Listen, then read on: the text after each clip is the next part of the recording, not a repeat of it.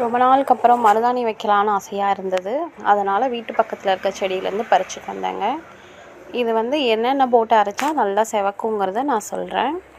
இது வந்து 2 கைப்பிடி அளவுக்கு மருதாணி பிச்சிருக்கேன். அதுக்கு வந்து ஒரு சின்ன கோழிக்குண்டு சைஸ் புளி எடுத்துக்கலாம். 3 கிராம்பு போட்டுக்கலாம்.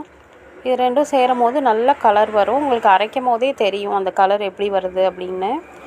இது கூட அடிஷ்னலாக நம்ம வந்து யூக்கலிப்டஸ் ஆயில் ஊற்றிக்கலாம். அதாவது நீலகிரி தைலங்க.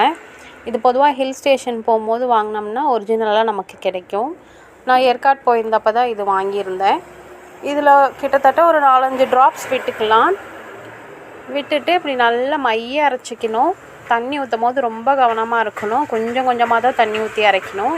ஏன்னா அந்த இலைகளில் இருக்க சாரே வந்து நல்லா அரைப்பட்டுரும்.